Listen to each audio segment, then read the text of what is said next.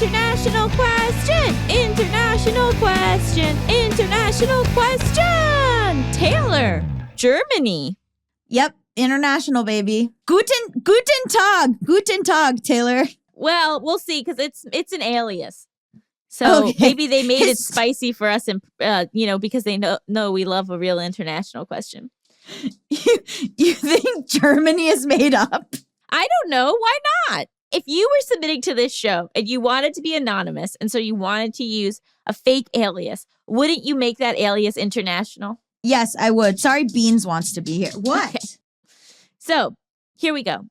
Dear Allison and Gabby, I would like to stay anonymous. Just call me Taylor from Germany. I am currently dating my friend's ex, and although I have asked my friend how she feels about it and got her reassurance that it wouldn't hurt our friendship or hurt her feelings, I still feel awful.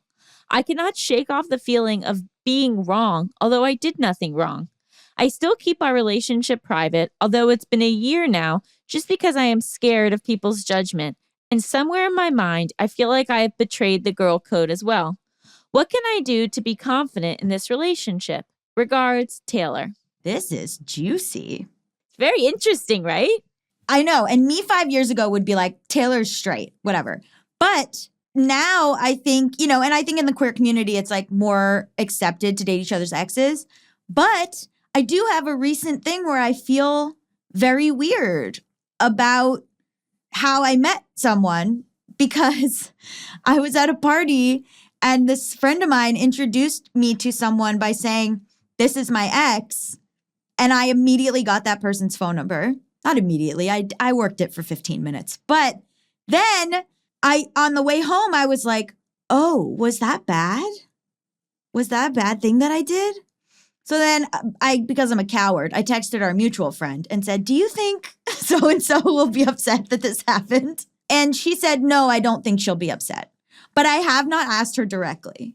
Why not? I don't know, because I guess I feel like I don't want this person to feel like they're somebody else's property. Like, I don't want them to feel like I had to ask, because they have their own agency and they can do what they want. But I also, I don't know. Do you think I should contact her directly and ask about it? I think so, because I don't think I can see why you would go that route of feeling like you don't want them to feel like property. But I think it's more about respecting the boundaries of the person you have an established friendship with. Yeah. And it's also weirdly, it's come up where they were playing this, I don't want to be too specific. They were playing this game that was really nice.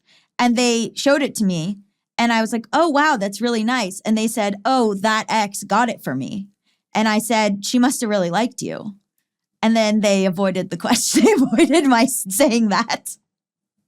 So I feel like it's like the kind of gift that you would get someone that you really liked. So I felt weird. Well, yeah, I think you should check in with your friend maybe. But our listener has checked in with their friend and got the approval. And I think this sort of speaks to, it's a couple things, right? And one of them is do you believe what people are telling you?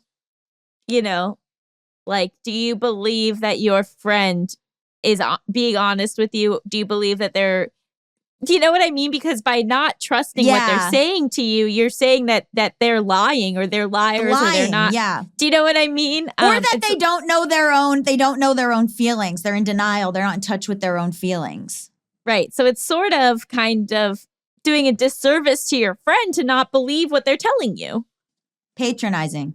I obviously don't know, but I wonder if you are someone who is very caught up in being good and following rules and having things be clearly black and white and not feeling comfortable in the gray and am I talking to myself? You know what I mean? I used to really be that way.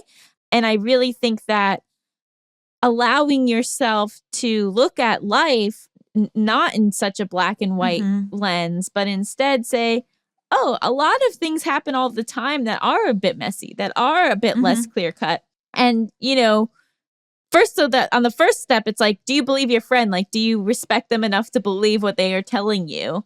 And then 2, are you okay with approaching a life that isn't all one thing? That isn't that where morality is more murky and it's not as, like, and that context matters, right? Because if somebody had said, "Oh, I'm dating my friend's ex," and you had no context for it, maybe you would say, "Oh, that's not a nice thing to do." But then when you add in the context of, "And my friend doesn't mind at all and has given her blessing and seems fine with it," suddenly that whole situation changes. People come into your life in all sorts of strange ways.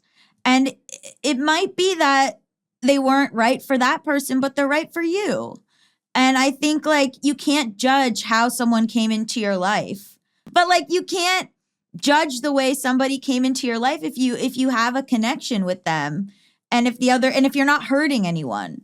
If the other person is not being like if you stole him away from her or something like with malice, that's one thing. But I do think you're being a little like self-flagellating. Like you can post about your relationship. One other thing that stood out to me was you saying that people will judge you and think that you broke the girl code. And I think that's a really relevant feeling. I think that's something that is pretty valid. People gossip, talk behind people's backs.